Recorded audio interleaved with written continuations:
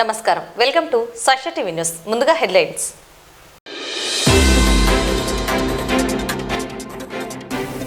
Medical కాలేజీల ప్రైవేటీకరణ దుర్మార్గమైన చర్యలని ప్రభుత్వం తీసుకున్న నిర్ణయాన్ని ఉపసంహరించుకోవాలని డిమాండ్ చేసిన వైసీపీ నేతలు.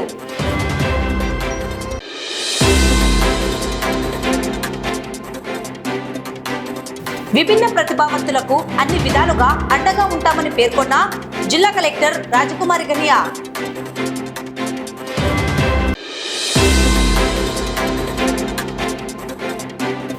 రైతాంగ సమస్యల పరిష్కారానికి సిపిఐ పోరాడుతుందని పేర్కొన్న సిపిఐ రాష్ట్ర కార్యదర్శి ఈశ్వరయ్య.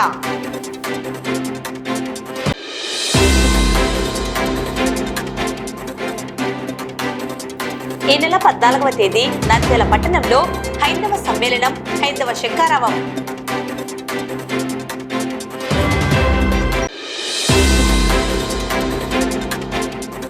నేటి నుండి టెట్ పరీక్షలు ప్రారంభం. నంద్యాలలో 4 కేంద్రాలలో ప్రశాంతంగా పరీక్షల నిర్వహణ చేపడుతున్నట్లు పేర్కొన్న డిఈఓ జనార్దన్ రెడ్డి.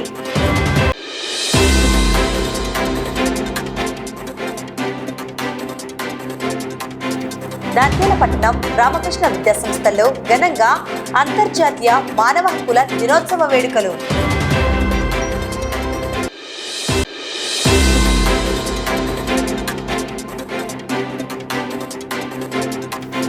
శ్రీ సంకల్ప ఒలింపియాడ్ స్కూల్లో ఘనంగా గ్రాండ్ స్టోరీ నరేషన్ కాంపిటీషన్స్.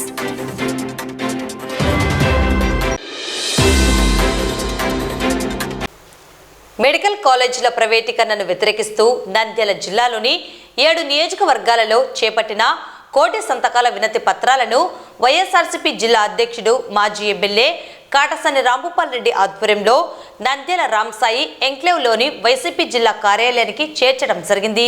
ఈ కార్యక్రమంలో మాజీ ఎంపీ పోచా బ్రహ్మాందరెడ్డి, మున్సిపల్ చైర్పర్సన్ మాబునిసా, రాష్ట్ర ఎగ్జిక్యూటివ్ మెంబర్స్, కౌన్సిలర్స్, ఎంపీటీసీలు, ఎంపీపీలు, సర్పంచ్లు, జిల్లా కార్యవర్గ సభ్యులు, వైసీపీ నాయకులు పాల్గొన్నారు. అనంతరం కార్యాలయంలో మీడియా సమావేశం నిర్వహించి కోటి సంతకాల కార్యక్రమ వివరాలను జిల్లా అధ్యక్షుడు, ముఖ్య నేతలు తెలియజేశారు.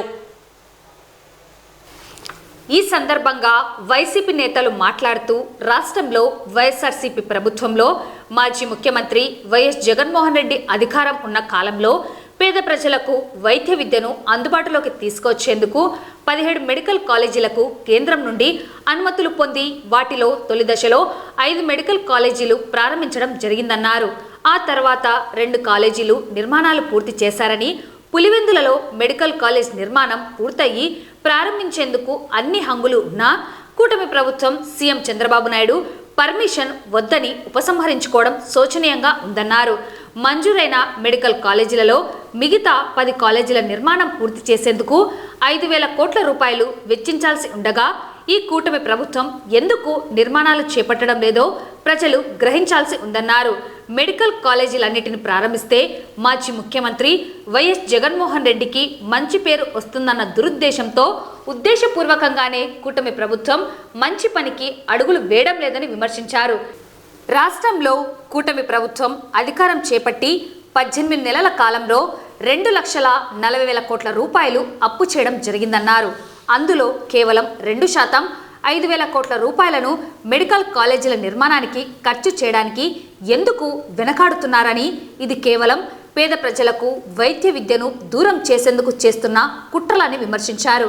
ప్రైవేటీకరణ చేస్తే అధిక డొనేషన్లు కట్టలేక పేద విద్యార్థులు మెడికల్ విద్యకు దూరం కావాల్సి వస్తుందని తెలిపారు. మెడికల్ కాలేజీలు ప్రారంభిస్తే ప్రతి కాలేజీకి అనుసంధానంగా సూపర్ స్పెషాలిటీ హాస్పిటల్ ఉంటుందని, తద్వారా పేద ప్రజలకు సూపర్ స్పెషాలిటీ వైద్యం ఉచితంగా అందుతుందన్నారు.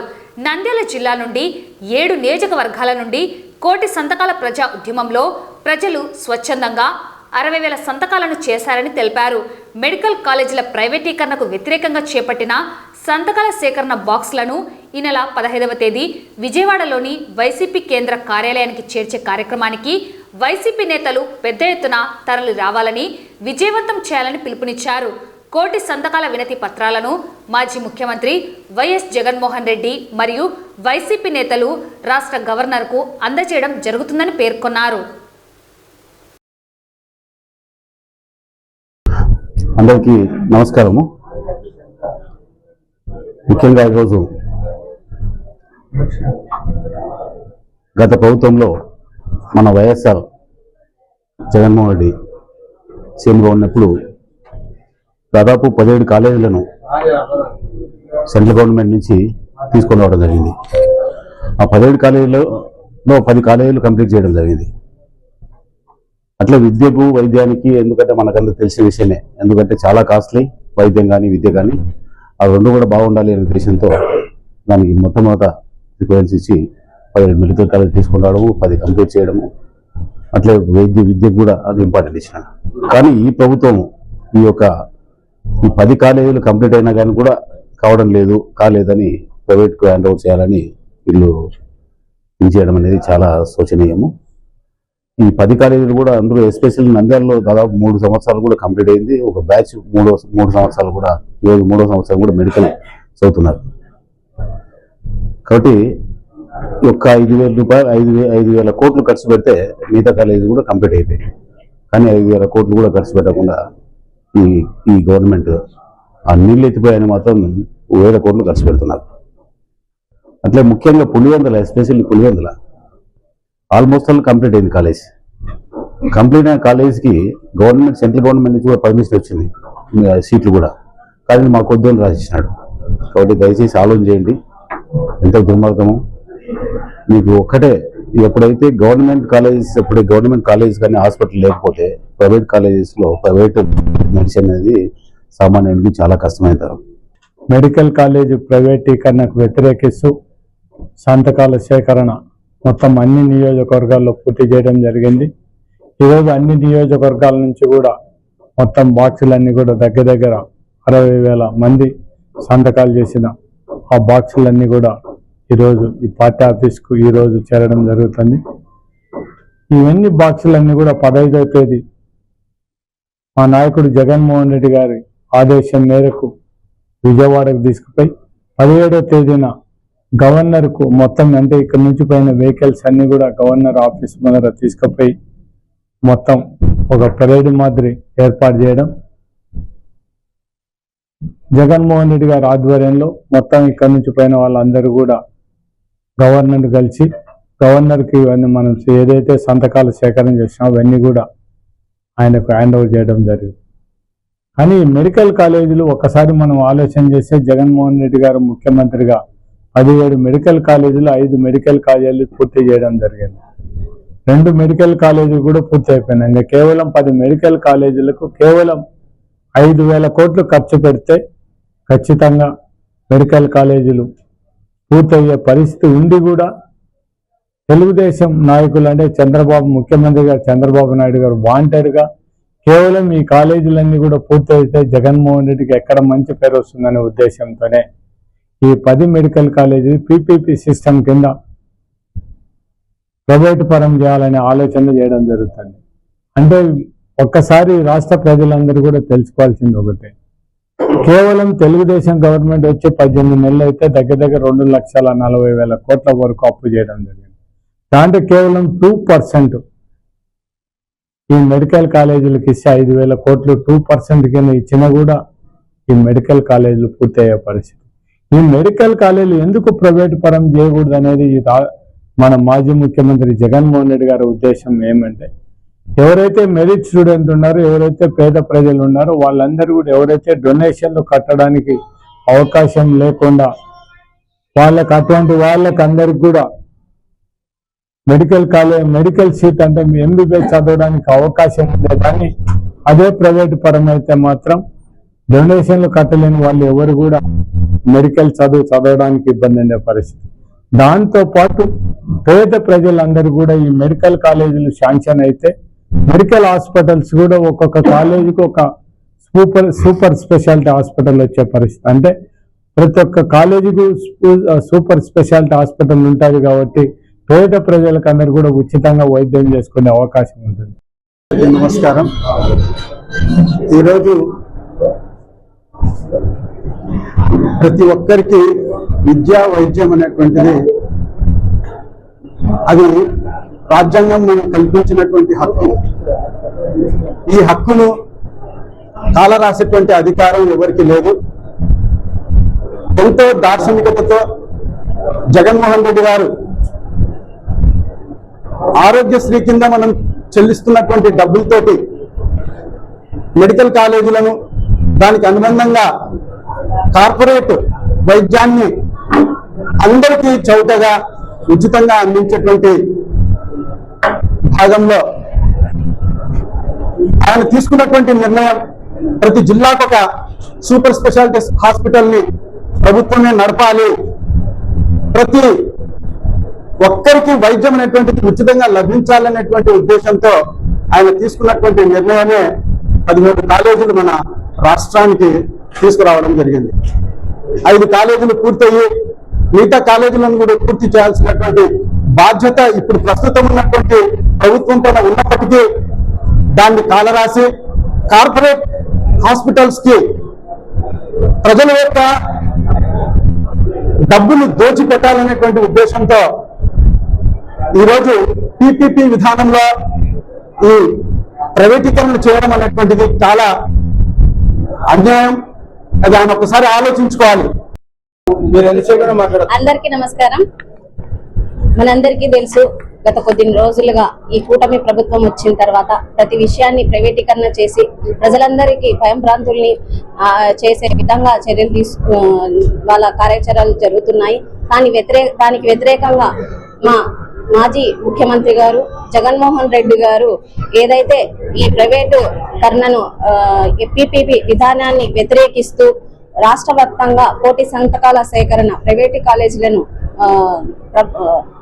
మెడికల్ కాలేజీలను ఈ పీపీపీ విధానాన్ని చేయకూడదు, ఏదైతే ఒక మంచి ఉద్దేశంతో విద్యని వైద్యాన్ని ప్రజలకు ఎప్పుడు అందుబాటులో ఉండాలి అనే ఒక మంచి ఉద్దేశంతో వైఎస్ఆర్సీపీ ప్రభుత్వం మెడికల్ కాలేజీలను తీసుకురావడం జరిగింది. అలాంటి మెడికల్ కాలేజీని ఈ రోజు ప్రైవేటీకరణ చేసి రాష్ట్రాన్ని అందరినీ అమ్మే విధంగా ఈ కూటమి ప్రభుత్వము చేస్తున్న విధానాన్ని వ్యతిరేకంగా ఈ రోజు కోటి సంతకాల సేకరణ చేయడం జరిగింది. దీనికి సహకరించిన ప్రజలందరికీ పేరు పేరున హృదయపూర్వక ధన్యవాదాలు తెలియజేసుకుంటూ ఈ పోరాటం ఇంతతో ఆగకుండా ప్రైవేటీకరణను ఆపే విధంగా మేము చర్యలు తీసుకుంటామని వైఎస్ఆర్సీపీ తరఫున తెలియజేస్తున్నాం. అందరికీ నమస్కారం. మరి ముఖ్యంగా ఈ దినము ఏదైతే మన మాజీ ముఖ్యమంత్రి మా అధినేత వైఎస్ జగన్మోహన్ రెడ్డి గారి ఆదేశాల ప్రకారం ఈ మెడికల్ కాలేజీలను ప్రైవేటీకరణ చేయడం అనేది ఒక దుర్మార్గమైన చర్య.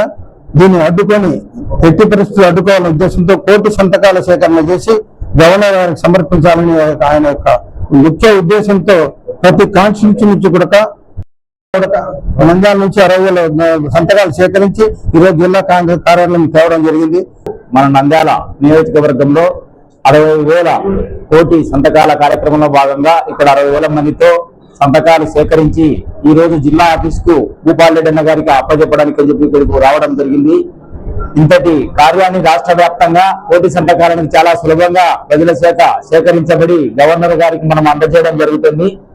మన మాజీ ముఖ్యమంత్రి జగన్మోహన్ రెడ్డి గారు ప్రజల సౌకర్యార్థం మెడికల్ కానీ ఎడ్యుకేషన్ కానీ బాగుండాలనే ఏకైక ఉద్దేశంతో ఇన్ని మెడికల్ కాలేజీలు రాష్ట్ర వ్యాప్తంగా 17 మెడికల్ కాలేజీలు అంటే దేశంలో అంతా కలిసి 17 తీసుకురాలేని పద్ధతిలో మన మాజీ ముఖ్యమంత్రి గారు ఒక్కొక్క కాలేజీకి మొదటి సంవత్సరమే 100 కోట్లు కేటాయించి కాలేజీలు నిర్మించాలనే ఉద్దేశంతో స్టార్ట్ చేయడం జరిగింది.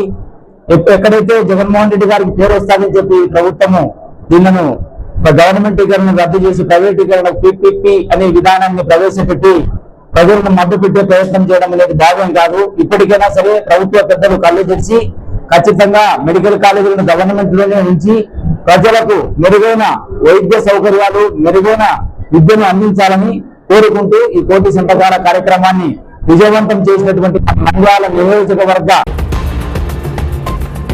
విభిన్న ప్రతిభావంతులు సామాజికంగా ఆర్థికంగా రాజకీయంగా రాణించేందుకు ప్రభుత్వం చేస్తున్న కృషిలో ప్రతి ఒక్కరూ భాగస్వాములవ్వాలని జిల్లా కలెక్టర్ రాజకుమారి పిలుపునిచ్చారు. బుధవారం కలెక్టరేట్లోని పీజీఆర్ఎస్ఆర్లో 66వ అంతర్జాతీయ విభిన్న ప్రతిభావంతుల దినోత్సవం సందర్భంగా నిర్వహించిన కార్యక్రమంలో జిల్లా కలెక్టర్ ముఖ్య అతిథిగా పాల్గొన్నారు.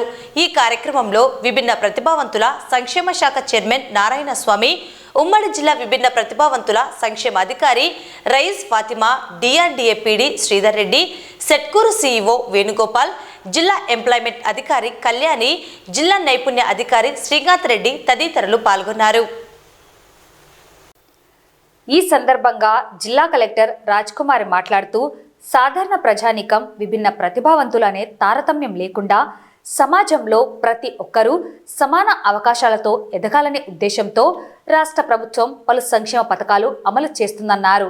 విభిన్న ప్రతిభావంతులలో అపారమైన ప్రతిభ ఉందని, దాన్ని సరైన దారిలో వినియోగించుకుంటే జీవితంలో మరింత ఎత్తులకు చేరుకోవచ్చని కలెక్టర్ తెలిపారు. విద్యాపరమైన, క్రీడాపరమైన వారికి ప్రత్యేక ప్రోత్సాహం అందిస్తున్న ఫలితంగా అందుల క్రికెట్ టోర్నమెంట్లో రాష్ట్రానికి చెందిన క్రీడాకారులు అద్భుత ప్రదర్శనలు ఇస్తున్నారని తెలిపారు.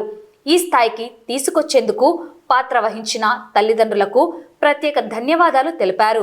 విభిన్న ప్రతిభావంతుల బ్యాక్లాగ్ భర్తీ, రెగ్యులర్ నియామకాల్లో వారికి ప్రాధాన్యం కల్పించాలన్న విజ్ఞప్తిపై పరిశీలన జరుగుతుందని చెప్పారు. భవిత కేంద్రాలకు వచ్చే చిన్నారుల తల్లిదండ్రులకు నైపుణ్య శిక్షణలు అందించి ఉపాధి అవకాశాలు కల్పించేందుకు చర్యలు చేపడతామన్నారు. ప్రైవేట్ కంపెనీలు నిర్వహించే జాబ్ మేళాల్లో విభిన్న ప్రతిభావంతులు చురుగ్గా పాల్గొనాలని సూచించారు. ఉద్యోగుల్లో బదిలీల విషయంలో పారదర్శకత పాటిస్తామని, సర్టిఫికేట్ పునఃమూల్యాంకన కోసం ప్రభుత్వ వైద్యశాలకు తరచూ రావాల్సిన వస్తున్న సమస్యను దృష్టిలో ఉంచుకొని గ్రౌండ్ ఫ్లోర్లోనే కంప్లైంట్ బాక్స్ ఏర్పాటు చేస్తామని కలెక్టర్ తెలిపారు.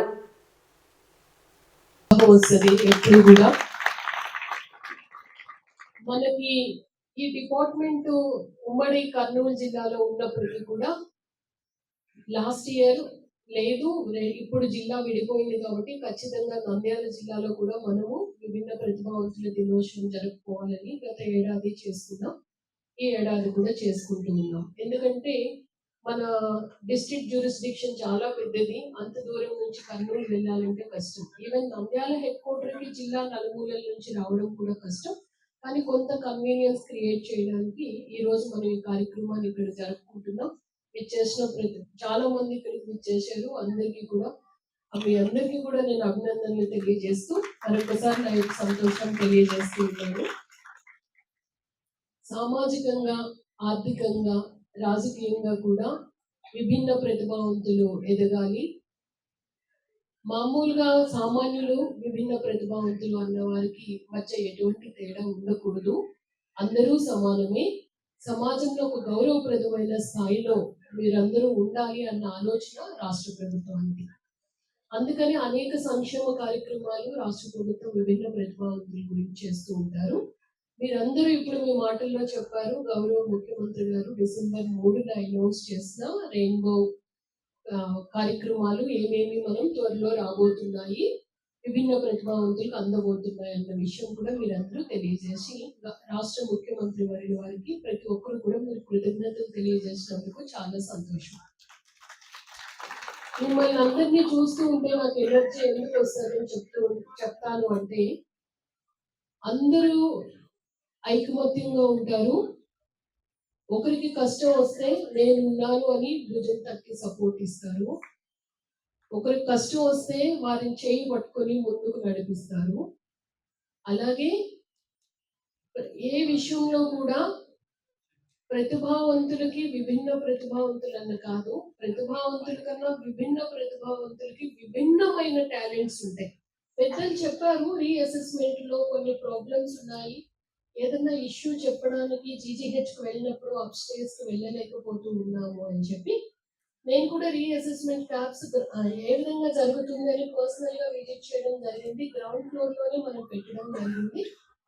మీరు అప్స్టేర్స్ కి వెళ్ళి సూపరింటెండెంట్ కానీ అదర్ డాక్టర్స్ కానీ ఎవరిని కలవకుండా అక్కడే ఒక కంప్లైంట్ బాక్స్ పెట్టాలి. ఏదన్నా ఇష్యూ ఉంటే అక్కడే పోస్ట్ చేసే విధంగా చూడమన్నారు. ఇమీడియట్ గా అది కూడా మీకు ఇంప్లిమెంట్ చేయడం జరుగుతుంది. రైతుల సమస్యలు పరిష్కారం అయ్యేంత వరకు సిపిఐ పోరాడుతూనే ఉంటుందని సిపిఐ రాష్ట్ర కార్యదర్శి ఈశ్వరయ్య పేర్కొన్నారు. రైతులు పండించిన దిగుబడులకు గిట్టుబాటు ధర కల్పించాలని, తుఫాను వలన నష్టపోయిన రైతులను ప్రభుత్వం వెంటనే ఆదుకోవాలని సిపిఐ రాష్ట్ర కార్యదర్శి ఈశ్వరయ్య కోరారు. ఈ మేరకు నేడు నంద్యాల మార్కెట్ యార్డు నుండి స్థానిక ఎంఆర్ఓ కార్యాలయం వరకు ర్యాలీ నిర్వహించి అనంతరం రాస్తారోకో నిర్వహించారు. ఈ సందర్భంగా రాష్ట్ర కార్యదర్శి ఈశ్వరయ్య మాట్లాడుతూ ఇటీవల వచ్చిన మొంతా తుఫాను వల్ల రైతులు తీవ్ర ఇబ్బందులు ఎదుర్కొన్నారని, వారికి ఇంతవరకు నష్టపరిహారం ఇవ్వలేదని పేర్కొన్నారు. వెంటనే తుఫాను వల్ల దెబ్బతిన్న రైతులను ఆదుకోవాలని డిమాండ్ చేశారు. రాష్ట్ర వ్యాప్తంగా సిపిఐ రైతు సంఘం ఆధ్వర్యంలో నేడు రైతుల కోసం ధర్నా చేస్తున్నామని ఆయన పేర్కొన్నారు.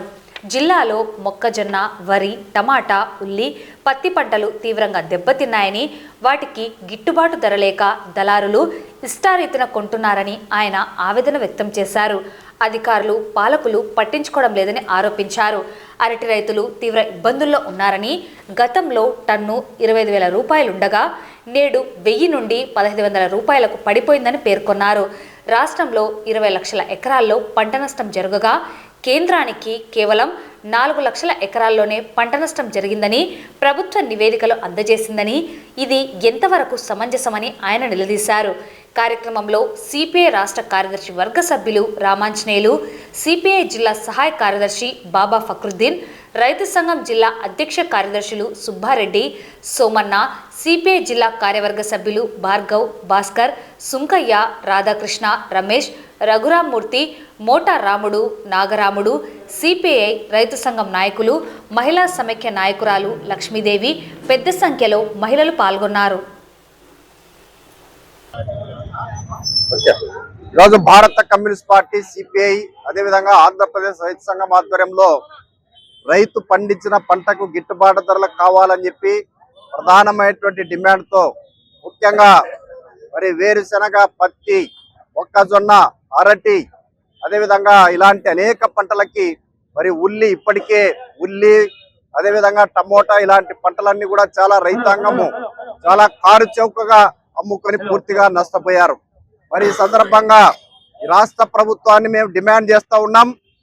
మీరు ఈరోజు దేశానికి అన్నం పెట్టి ఇచ్చేటువంటి రైతు ఎంతో శ్రమ కోర్చి అనేక ప్రకృతి వైపరీత్యాల వల్ల, అధిక వర్షాల వల్ల, తుఫాన్లను తట్టుకొని ఎంతో కష్టపడి పండించినటువంటి పంటను మార్కెట్లోకి వచ్చిన సందర్భంగా గిట్టుబాటు ధరలకు కల్పించడంలో చంద్రబాబు నాయుడు ప్రభుత్వం ఘోరంగా విఫలమైంది. అదే డబ్బున్నటువంటి నిర్మాతలు సినిమాలు తీసి వాటిని విడుదల చేసినటువంటి సందర్భంలో మీరు సినిమా రేట్లు పెంచి పెద్ద ఎత్తున మరియు నిర్మాతలకు ఉపయోగపడతా ఉన్నారు.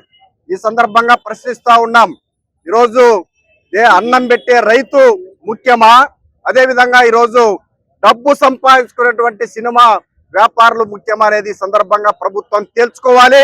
భారత కమ్యూనిస్ట్ పార్టీ ఈ అంశం పైన రానున్నటువంటి కాలంలో పెద్ద ఎత్తున ఉద్యమాలు చేస్తాం. ఈరోజు ఇప్పటికైనా ముఖ్యమంత్రి చంద్రబాబు నాయుడు, ఇక్కడ వ్యవసాయ శాఖ మంత్రి తక్షణమే ఈ రాష్ట్రంలో గిట్టుబాటు ధర కల్పించడానికి మరి పూనుకోవాలని చెప్పేసి సిపిఐ తరఫున డిమాండ్ చేస్తూ భవిష్యత్తులో ఈ పోరాటాన్ని ఉధృతం చేస్తామని చెప్పేసి హెచ్చరిస్తా ఉన్నాం.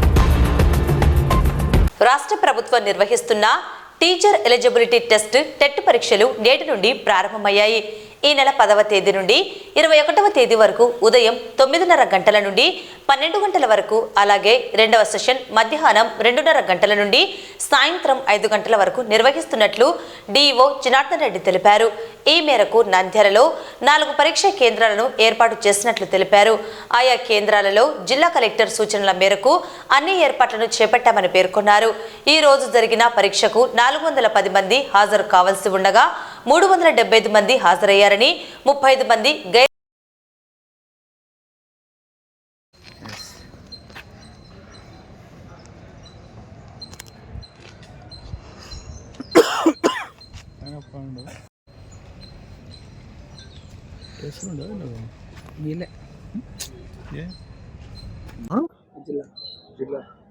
టోటల్ రోజు ఒకటి మారుతూ ఉంటుంది.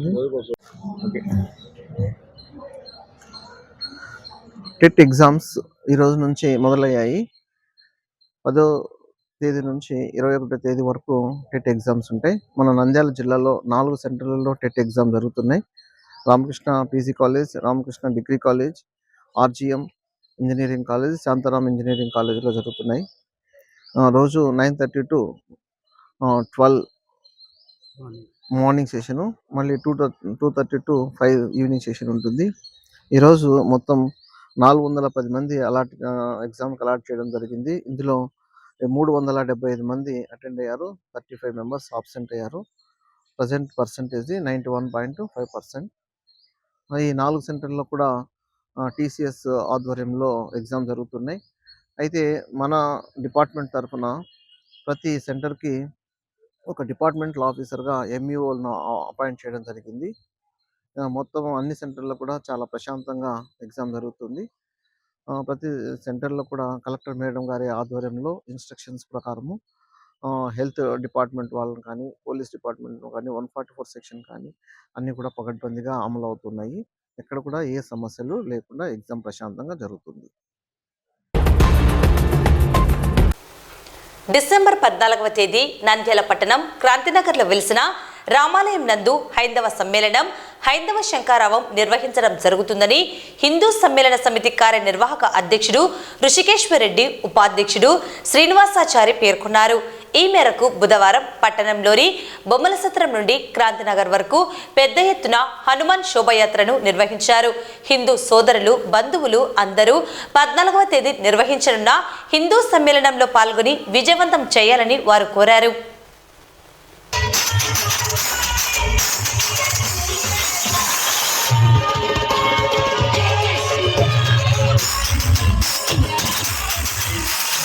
జై శ్రీరామ్, జై జై శ్రీరామ్.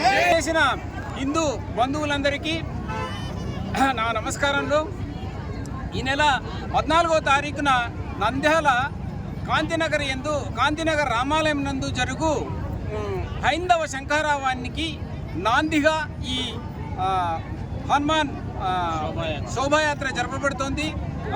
ఈ శోభాయాత్రను ఏ విధంగా అయితే జయప్రదం చేశారో అదేవిధంగా 14వ తారీఖున జరుగు ఈ హైందవ శంఖారావాన్ని హిందూ బంధువులందరూ వచ్చి అన్నదమ్ములతో, అక్కచెల్లెలతో అందరూ కలిసి వచ్చి ఈ హైందవ శంఖారావాన్ని పూరించి హైందవులుగా మిమ్మల్ని మీరు నిరూపించుకొని మన యొక్క ఉనికిని చాటుకోవాల్సిందిగా కోరుతూ హిందూ బంధువులందరూ, హిందూ సేవకులందరూ ఖచ్చితంగా రామాలయంకు వచ్చి 10,000కు మించి మీ ఉనికిని కాపాడుకోవడానికి, మీ ధర్మాన్ని రక్షించుకోవడానికి ఇచ్చేసి ఆ భగవంతుని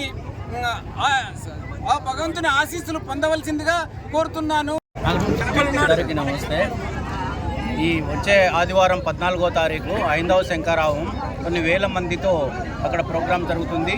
అక్కడ శంకరానంద్ గురూజీ, తర్వాత భరత్ గారు కూడా వస్తున్నారు ముఖ్య వక్తలుగా. కాబట్టి ఆ కార్యక్రమానికి వేలాది మందిగా తరలి వచ్చి హిందూ శంఖారావాన్ని జయప్రదం చేయవలసింది కోరుతున్నాం. తర్వాత అన్నప్రసాదం కూడా ఉంటుంది. అది కూడా గమనించి అందరూ వేల మందిగా నంద్యాల పట్టణం రామకృష్ణ విద్యాసంస్థల్లో కళాశాలల చైర్మన్ డాక్టర్ రామకృష్ణారెడ్డి ఆధ్వర్యంలో నేడు ఘనంగా మానవ హక్కుల దినోత్సవ వేడుకలు నిర్వహించడం జరిగింది.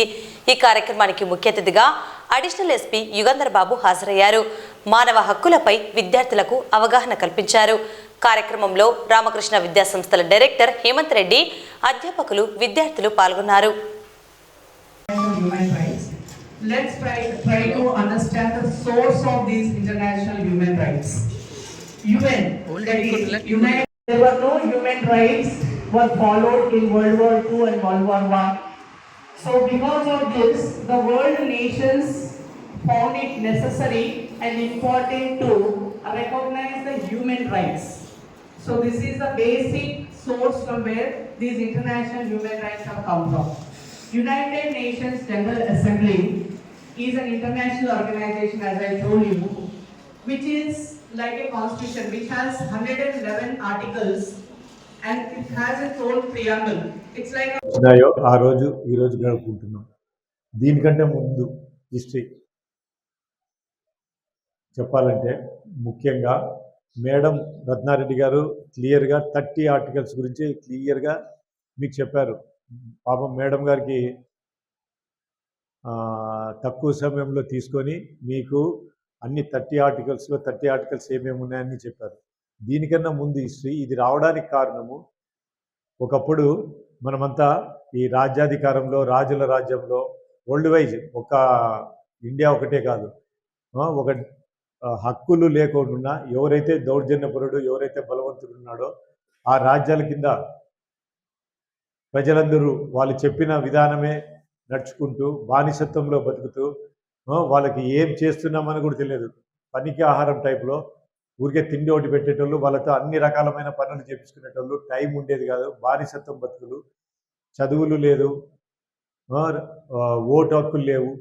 ఇవన్నీ ఉండిన తర్వాత మనకి సెకండ్ వరల్డ్ వార్ కంప్లీషన్ అయిన తర్వాత అమెరికా ఈ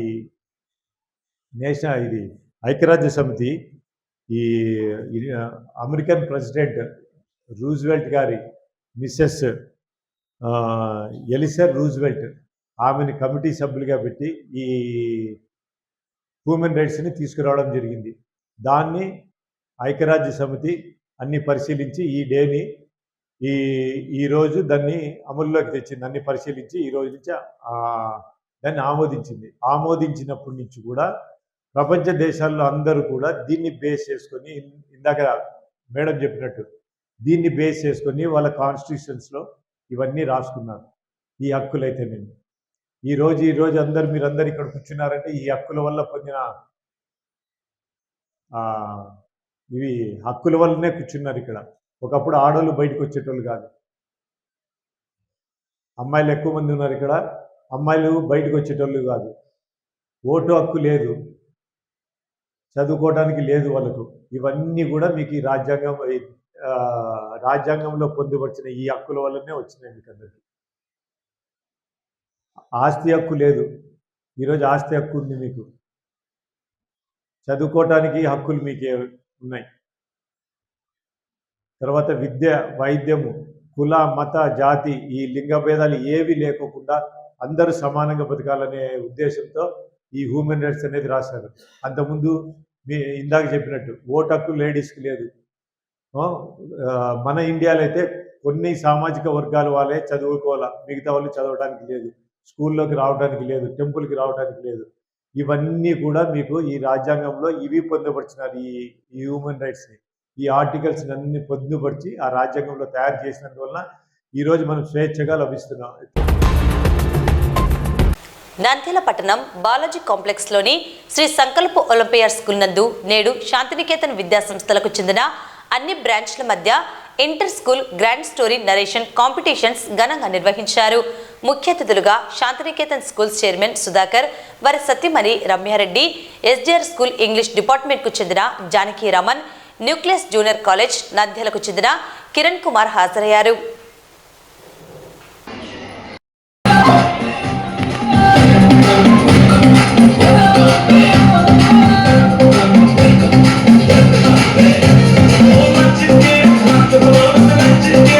సంకల్ప్ స్కూల్ బాలాజీ కాంప్లెక్స్ నందు ఈరోజు inter school story narration competition నిర్వహించడం జరుగుతుంది. స్కూల్ లెవెల్ కాంపిటీషన్లో ఎవరైతే విన్నర్స్ ఉన్నారో వాళ్ళు ఇంటర్ స్కూల్ కాంపిటీషన్లో పార్టిసిపేట్ చేస్తున్నారు. స్టోరీ నెరేషన్ అనేది ఒక మంచి కాన్సెప్ట్స్, స్టూడెంట్స్లో మంచి కాన్ఫిడెన్స్ బిల్డప్ చేయడానికి, స్టూడెంట్స్ లాంగ్వేజ్ రిఫైన్ చేసుకోవడానికి, తర్వాత స్టూడెంట్స్ క్రియేటివ్గా థింక్ చేయడానికి ఉపయోగపడేటువంటి ఈవెంట్ ఇది. ఎందుకంటే ఈ స్టోరీ నెరేషన్లో పార్టిసిపేట్ చేయడం ద్వారా ఈ స్టోరీస్ ప్రాక్టీస్ అనేది మన ఏన్షియంట్ డేస్ నుంచి మనం ఒక ఇంట్రెస్టింగ్గా ఏదైనా అట్రాక్టివ్గా చెప్పాలంటే దాన్ని స్టోరీ వేలో చెప్పినట్లయితే స్టూడెంట్స్ బాగా అట్రాక్ట్ అవుతారు, దాని మీద కాన్సన్ట్రేషన్ పెడతారు. దాన్ని దృష్టిలో పెట్టుకొని మరి పిల్లల్లో వాళ్ళు ఏం చెప్పాలనుకున్నారో వాళ్ళ ఐడియాస్ కానీ వాళ్ళ వ్యూస్ కానీ క్లియర్గా, చాలా స్పెసిఫిక్గా, కాన్ఫిడెన్స్గా వాళ్ళ వ్యూస్ని షేర్ చేయడానికి, వాళ్ళ లాంగ్వేజ్ని రిఫైన్ చేసుకోవడానికి ఇలాంటి ఈవెంట్ చాలా చక్కగా ఉపయోగపడుతుంది. Even right from LKG students కూడా చక్కగా స్టేజ్ మీద ఎలాంటి ఫోబియా లేకుండా చక్కగా స్టోరీస్ని with expressions, with pause and with different voices ఈరోజు స్టేజ్ మీద వాళ్ళ పర్ఫార్మెన్స్ నిజంగా ఇట్స్ అమేజింగ్. సో ఇంత చక్కగా గైడ్ చేసినటువంటి టీచర్స్కి మరి మంచి కోఆపరేషన్ ఇస్తుంది, పేరెంట్స్కి కూడా థ్యాంక్స్ చెప్పుకుంటూ ఇలాంటి మంచి ఈవెంట్స్ స్టూడెంట్స్ లాంగ్వేజ్ డెవలప్మెంట్కి ఖచ్చితంగా ఉపయోగపడతాయని ఆశిస్తూ వార్తలు ముగించే ముందు ముఖ్యాంశాలు మరోసారి.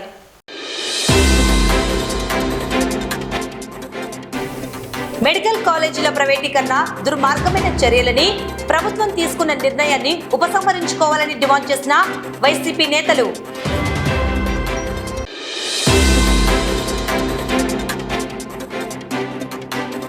విభిన్న ప్రతిభావంతులకు అన్ని విధాలుగా అండగా ఉంటామని పేర్కొన్న జిల్లా కలెక్టర్ రాజకుమారి గనియా.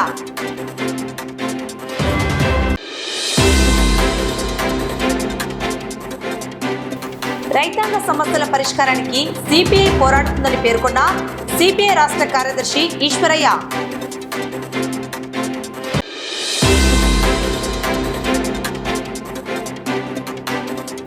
ఈ నెల 14వ తేదీ నంద్యాల పట్టణంలో హైందవ సమ్మేళనం, హైందవ శంఖారావం.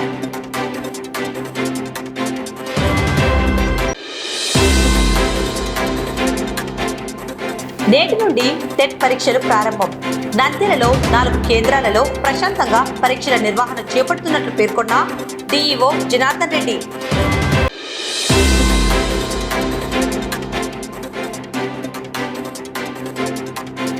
నంద్యాల పట్టణం రామకృష్ణ విద్యా సంస్థల్లో ఘనంగా అంతర్జాతీయ మానవ హక్కుల దినోత్సవ వేడుకలు.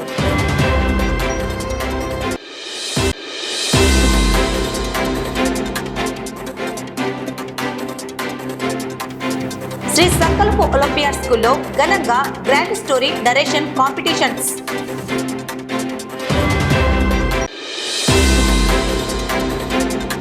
ఈ వార్తలు ఇంతటితో సమాప్తం. నమస్కారం.